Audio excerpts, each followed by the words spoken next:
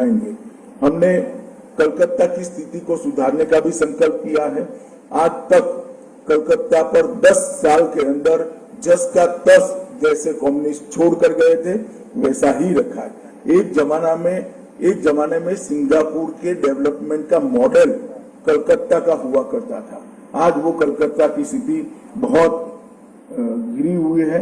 हमने सोनार बांग्ला का हमारा जो अभियान है उसकी शुरुआत कलकत्ता से होगी। सिटी ऑफ जॉय को हम सिटी ऑफ जॉय तो रहेगा ही रहेगा, बाद में सिटी ऑफ फ्यूचर में भी उसको कन्वर्ट करने का हम काम करेंगे। कोलकाता के लिए 22,000 करोड़ का कलकत्ता डेवलपमेंट फंड निर्माण करेंगे, जो कलकत्ता के कंप्लीट इंफ्रास्ट्रक्चर को फिर से एक बार स्ट्रेंथ देने का काम करेगा। घरेलू उपयोग के लिए 200 यूनिट तक की बिजली हम फ्री करेंगे। अगले 5 वर्षों में कलकत्ता को भारत के वित्तीय केंद्र के रूप में एक आर्थिक राजधानी बनाने के लिए हम एक कमेटी बनाकर इसको आगे बढ़ाएंगे। कलकत्ता स्टॉक एक्सचेंज को आर्थिक गतिविधियों के लिए हम फिर से पुनर्जीवित करने का प्रयास करेंगे। नए आईटी पार्क की स्थापना करेंगे और मौजूदा आईटी पार्क के अंदर 300 करोड़ रुपया और इन्वेस्ट कर इसको ज्यादा लॉजिकल बनाने का काम करेंगे। एक नए जैव प्रौद्योगिकी पार्क की स्थापना करेंगे जो 100 करोड़ के खर्च पर होगा। सभी इमारतों को इसका फायर ब्रिगेड का दृष्टि से ऑडिट कर हम इसको सेफ बनाने का काम करेंगे। एक नए अग्निशमन केंद्र की स्थापना और नए अग्निशमन कॉलेज की स्थापना कलकत्ता में करेंगे।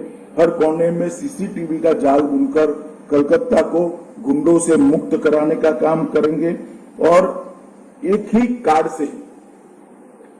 कार्ड से मेट्रो, लोकल ट्रेन और बसों के लिए एकीकृत परिवहन कार्ड लॉन्च करेंगे, जो काफी बड़ी मात्रा में कलकत्ता के निवासियों की परेशानी को कम करेगा।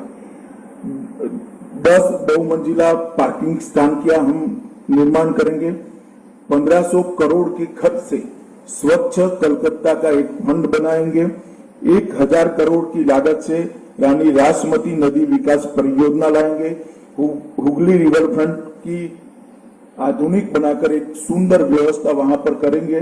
कालीघाट में आदि गंगा नदी को पुनर्जीवित कर उसको कचरे डालने से प्रतिबंध लगाकर फिर से एक बार गौरव देने का काम करेंगे।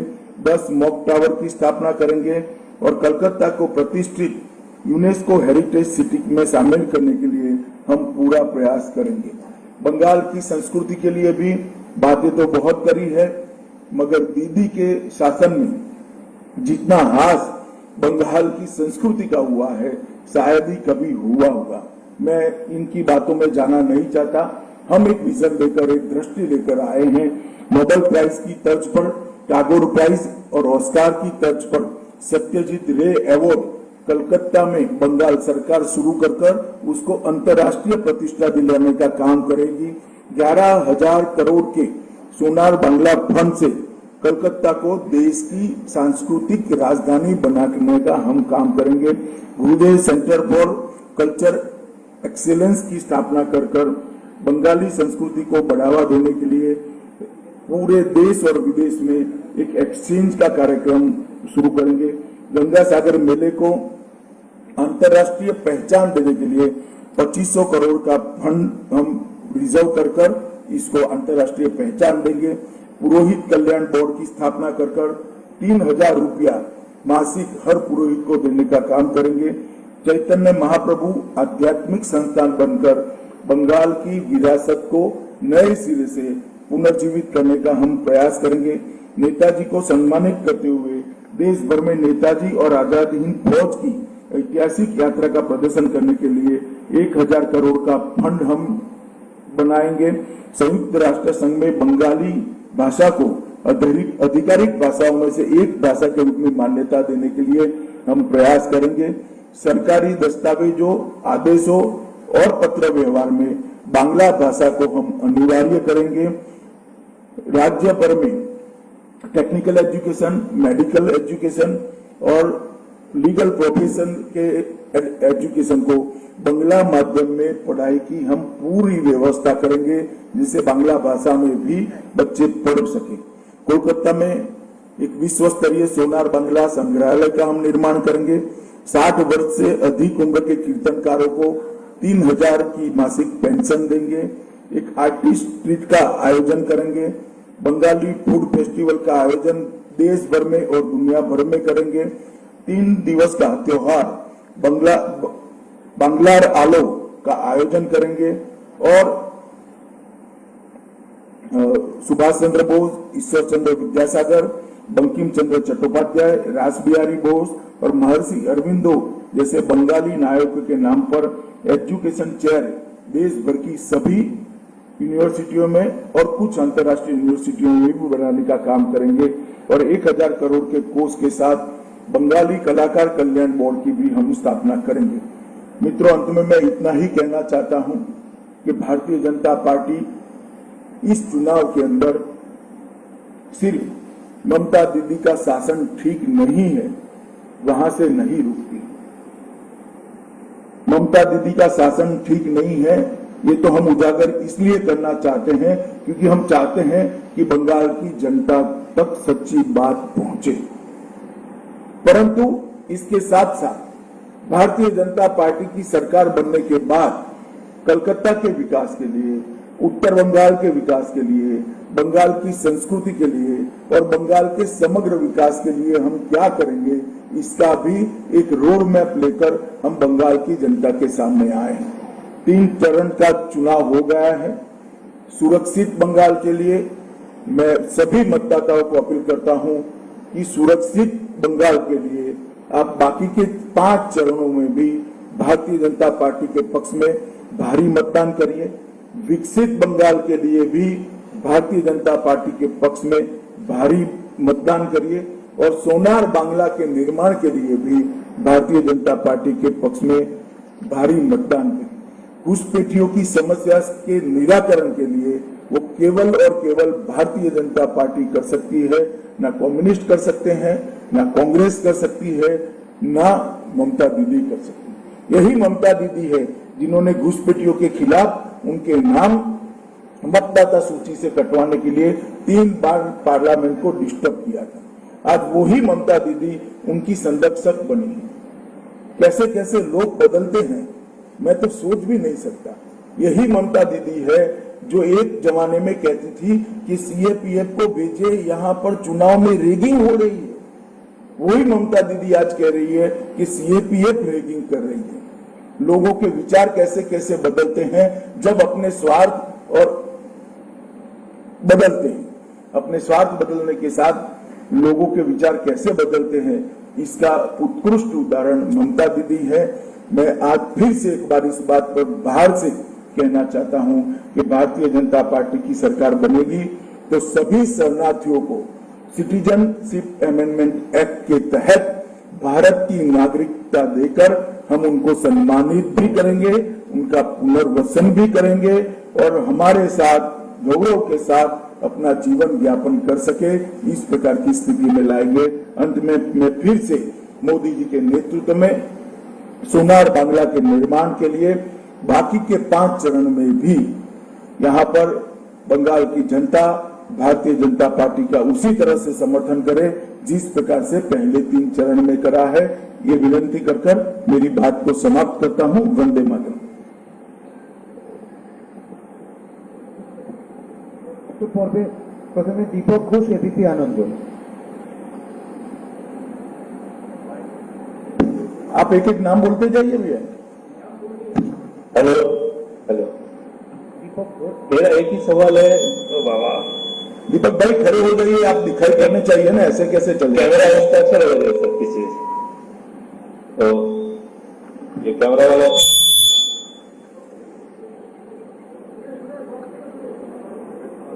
बताइए।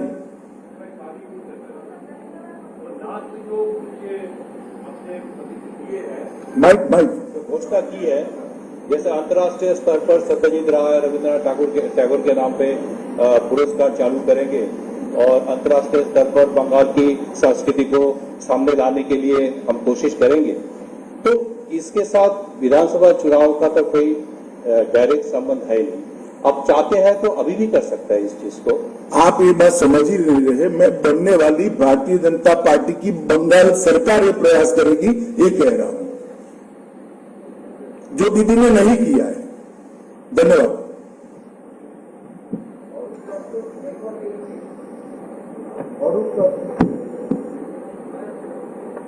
Sir, you have already, Arup Datta from News 18, you have already told that political violence is gradually increasing.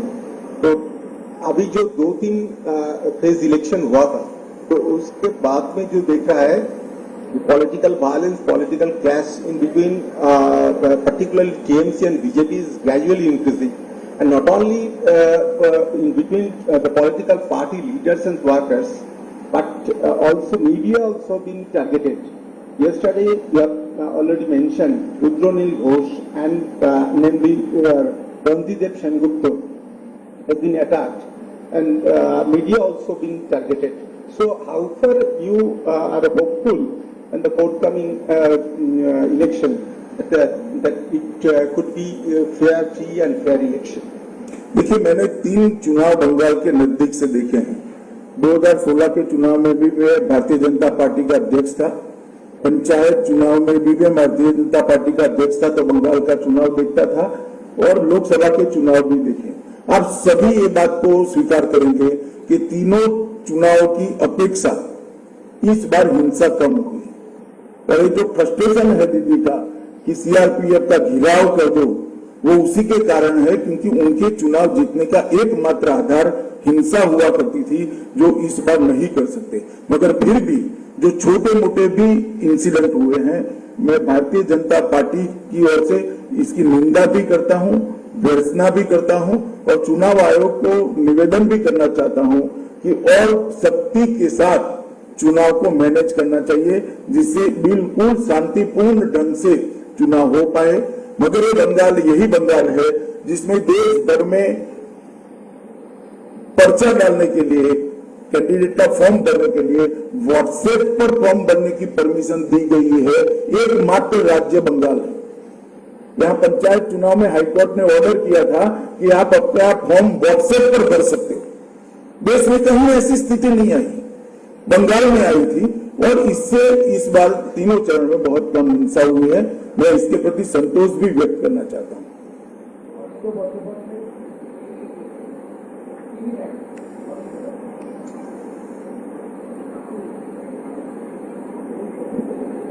Sir, एक यहाँ पे जैसे पुरोहित के भाता है, वैसे ही यहाँ पे कुछ इमामों को भी भाता है। थोड़ा माइक, आपका माइक बंद कर दो, आपका माइक ऊपर करो। वैसे इमामों को भी भाता है, तो बहुत इसके क्रिटिसिज्म था भारतीय जनता पार्टी की तरफ से कि ये इमामों को भाता बंद होनी चाहिए। क्या आपके सरकार आएगी तो इमाम भाता बंद होगा? क्या कहते हैं? इमाम के लिए स्टाइपेंड जो है, देखिए, मैंने मेरा पॉजिटिव एजेंडा आपके सामने रखा है, मगर भारतीय जनता पार्टी किसी भी के साथ पक्षपात करने के मत की नहीं है, किसी एक धर्म विशेष के साथ करने की मत की नहीं है। जो करना है वो सबके लिए करना चाहिए, और नई सरकार बनेगी वो ही इसके बारे में निर्णय करेगी।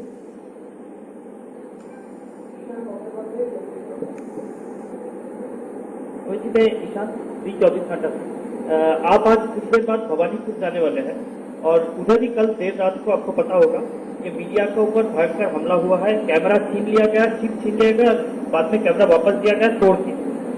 पुलिस अभी तक किसी के खिलाफ कोई एक्शन नहीं लिया। टीवी पर आइडेंटिफाई किया गया है कौन लोग हमला किए, इसके बारे में आप कुछ बोलेंगे? मैं जरूर मानता हूं कि चुनाव आयोग ने मीडिया पर के हमले को बहुत गंभीरता से लेना चाहिए, तुरंत एक्शन लेना चाहिए। भारतीय जनता पार्टी के कार्यकर्ता जो कंप्लेन रजिस्टर करने गए थे, उनका भी पुलिस स्टेशन के अंदर घिराव करके उनको पीटा गया है। ये बहुत गंभीर बात है और इस पर तुरंत कदम उठाना चाहिए। Amit Pandey ji, TV 18। Amit Pandey sir, TMC लगातार ये आरोप लगाती रही है कि पैसे बांटकर भीड़ जुटाई जा रही है और इसीलिए लोग आ रहे हैं, 1000 पंथी बांटे जा रहे हैं। देखिए, इस बार शायद देश के सभी चुनावों से 10 गुना कैमरे बंगाल में लगे हुए हैं। हम कहीं पर करते तो जरूर आप लोगों की नजर में कहीं न कहीं आ जाएगा। दीदी के आरोप पर आप आधार मत रखिए, बहुत फ्रस्ट्रेटेड है तो कई प्रकार के आरोप लगा दिए। मोनुप्रदी, एबीपी न्यूज। अमित जी, मेरा सवाल है कि ममता बनर्जी ने बार बार आरोप लगाए हैं कि ये कहा है कि सारे मुसलमान एक साथ एक जगह वोट दें, सारे वोट एक जगह एक साथ वोट पड़े। किस तरह से आप देखते हैं, क्योंकि जहां तुष्टीकरण तो वहीं दूसरी ओर ध्रुवीकरण की राजनीति बंगाल में पिछले कुछ महीनों में बहुत ज्यादा देखी गई है। और दूसरा, गौतम देव जो मंत्री है बंगाल की सरकार के, धमका रहे हैं, वीडियो है वोटर्स के लिए कि अगर वोट नहीं दिया पार्टी को तो पार्टी चुनाव के बाद बाहर निकाल देगी। कैसे देखते हैं? देखिए, ममता दीदी को लगता है कि इन्होंने जो अपील की है माइनॉरिटी को, मुस्लिमों को, कि आप तृणमूल कांग्रेस को ही वोट दीजिए, एकजुट होकर वोट दीजिए। ममता दीदी समझती है कि एक अकेले मुसलमान ही इसको सुन रहे हैं। मैं दीदी को ही बताना चाहता हूं, बाकी लोग भी सुन रहे हैं इसको।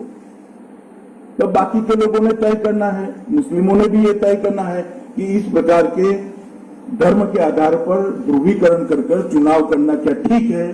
बाकी के लोगों ने भी ये सोचना है कि भाई आपसे तो मांगते ही नहीं है, तो आपको देना क्या ठीक है, ये तय करना पड़ेगा।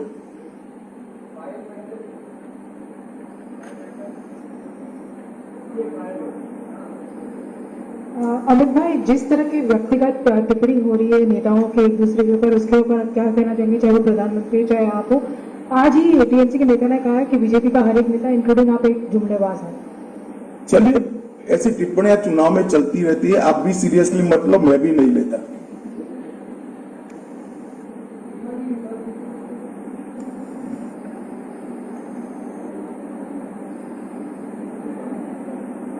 मेरा सवाल आपसे है, प्रधानमंत्री की एक तस्वीर आई थी मुस्लिम युवक के साथ, मुस्लिम युवक के साथ प्रधानमंत्री की एक तस्वीर आई थी, उसको लेकर ओवैसी ने तंज कसा है, ट्वीट किया है बकायदा कि बांग्लादेशी मैं नहीं हूँ, ये युवक ने कहा है। और एनआरसी को लेकर तंज कसा है कि मैं कागज नहीं दिखाऊंगा, मैं बांग्लादेशी नहीं, ये कहा है पीएम के कान में उस युवक ने जिसकी तस्वीर आई थी। ये ओवैसी का बयान है। आप चलिए, ओवैसी जी की बहुत सारी टिप्पणियों पर मैं तो टिप्पणी नहीं करता, मैं उनको इतना ही कहता हूं, वो भी किसी हिंदू के साथ तस्वीर खींचा ले जरा, बैठिए।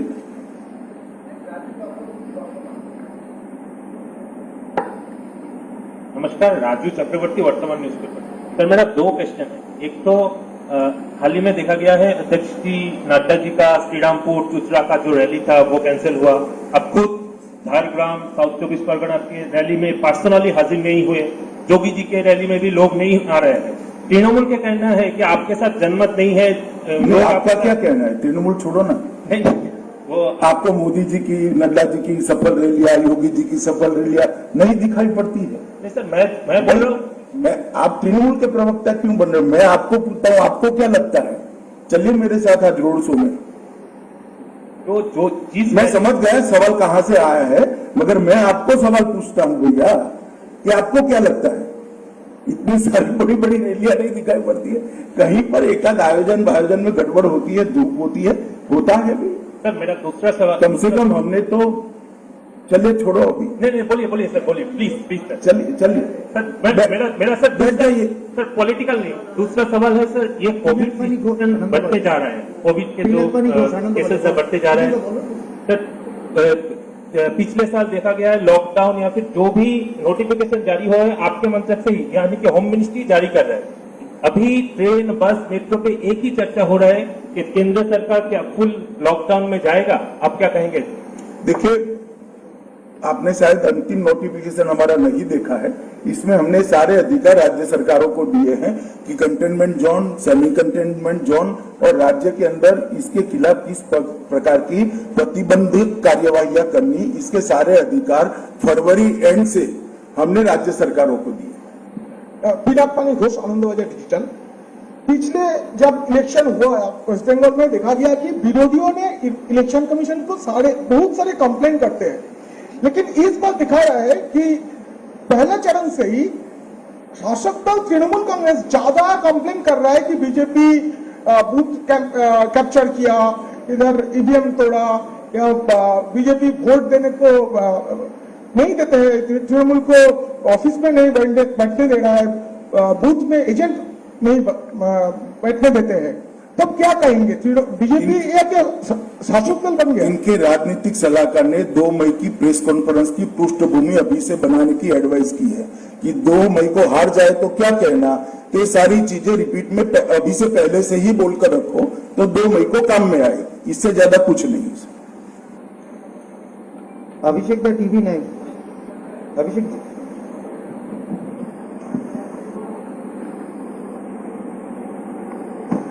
अमित जी, अभिषेक उपाध्याय, टीवी 9 भारतवर्ष से।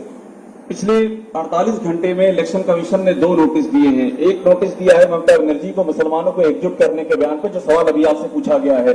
दूसरा नोटिस दिया है शुभेंदु अधिकारी को ममता बनर्जी को बेगम कहने और मिनी पाकिस्तान की बात कहने पर।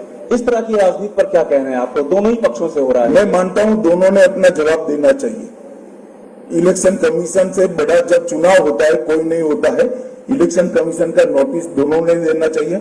और मेरी जो इंफॉर्मेशन है शुभेंदु जी तो जवाब भेज रहे हैं। पौलोमी आज तक।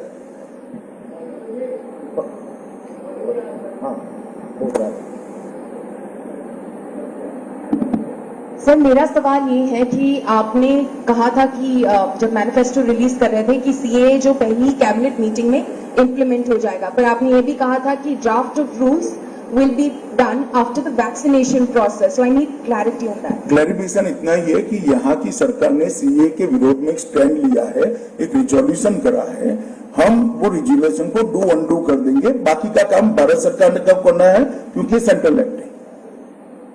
प्रज्ञा जी।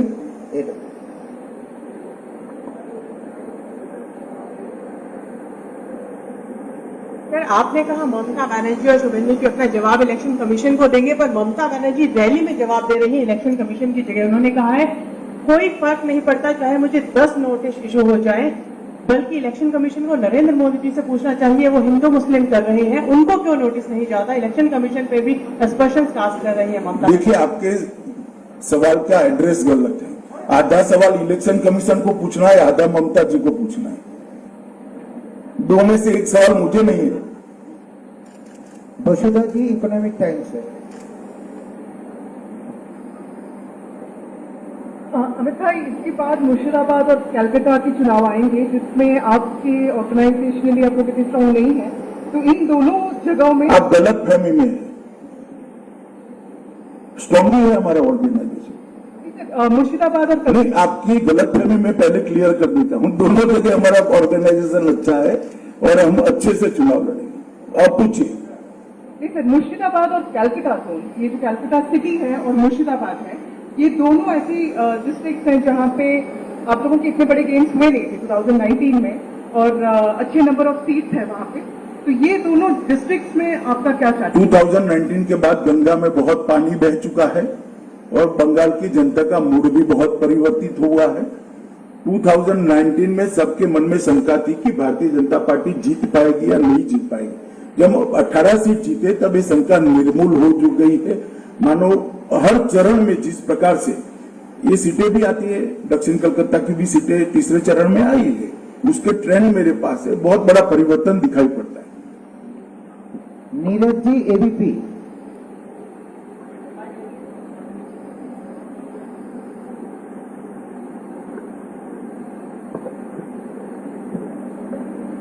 सर, मेरा सवाल आपसे है कि राहुल गांधी की पार्टी कांग्रेस चुनाव लड़ रही है, यहाँ लिफ्ट के साथ मिलकर, लेकिन एक भी दिन राहुल गांधी पे इन्वॉल्व नहीं है। क्या आपको लगता नहीं है कि कहीं ना कहीं टीएमसी के साथ इंटरनल सपोर्ट में है कांग्रेस?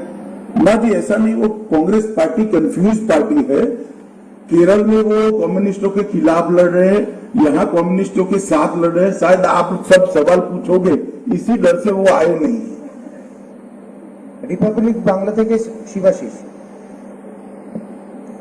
अमित जी, मैं शिवाशीष, रिपब्लिक बांग्ला से। मेरा प्रश्न है कि पहले यहाँ पे विधान परिषद हुआ करता था कई साल पहले, टीएमसी ने मैनिफेस्टो में भी इसका जिक्र किया है, और आपके कुछ कैंडिडेट जैसे शुभेंदु अधिकारी, उन्होंने भी कहा है कि हम कोशिश करेंगे कि विधान परिषद फिर से लाने के लिए। तो आपका क्या मानना है इनके ऊपर? अब बंगाल के हमारे जो मुख्यमंत्री बनेंगे इस पर निर्णय करेंगे। मुझे लगता है कि आप लोग अब खींच कर सवाल पूछ रहे हो, सवाल खत्म हुए हैं। इनको दे दीजिए एनडीटीवी को। हाँ, दे रहा हूं। मणिदीपा दी। सर 2-3 क्वेश्चन है इफ आई मे। एक पूछ लीजिए। एक तो मैं पूछ लूं, पहली बार कि आपने कहा कि एक नोटिफिकेशन हुआ है MHA say about lockdowns etcetera etcetera, पर आप आए हैं आज दो आप रैलीज करेंगे, रोड शोज करेंगे, बाकी पार्टियां भी कर रही हैं, और कोविड का जो महामारी बना हुआ है इस बार भयानक है। आपको क्या लगता है कि पॉलिटिकल पार्टीज को रीथिंक करना चाहिए अपना पॉलिटिकल कैंपेनिंग स्ट्रैटेजी? नहीं तो साधारण लोग तो एकदम मारे जाएंगे, और वैक्सीन भी कम पड़ रहे हैं। देखिए, पहले तो वैक्सीन कम पड़ रहे हैं, ठीक बात नहीं है। सब राज्यों में वैक्सीन उपलब्ध कराए गए हैं और जितना चाहिए उतना उपलब्ध हो रहा है। दूसरी बात, जहां तक पॉलिटिकल कैंपेन का सवाल है, ये चुनाव आयोग को तय करना है कि इलेक्शन कब कराना है और कैसे कराना है। वो पॉलिटिकल पार्टियां नहीं कह सकती, तय कर सकती। हमारा सुझाव मांगा जाता है, निर्णय चुनाव आयोग करता है। तो मैं मानता हूं संविधान में और कोई व्यवस्था, अंतरिम व्यवस्था नहीं है कि जहां पर असेंबली या पार्लियामेंट का आयुष्य खत्म होता है तो इसके बाद कोई टेम्पररी व्यवस्था का प्रोविजन नहीं है। शायद इसलिए चुनाव आयोग ने चुनाव कराना पसंद करा होगा, और ये बात सही है। मगर सब लोग अपना अपना ध्यान रखकर ही चुनाव का प्रचार करते हैं, और आने वाले भी अपना अपना ध्यान रखकर ही आते हैं। पूछो ना, हो गया। लक्ष्मी जी।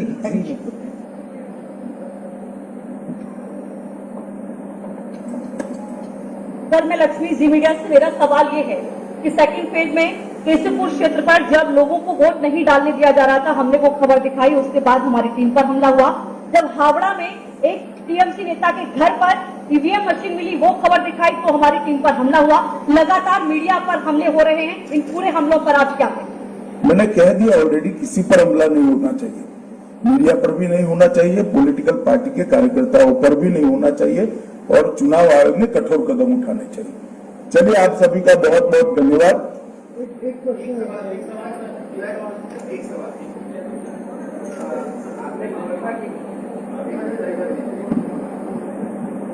माननीय गृहमंत्री, मैं सुमंत राय चौधरी, ईटीवी भारत से। एक तो ये माना जाता है कि बंगाल के नए उद्योग की स्थापना के लिए 2 रुकावट है।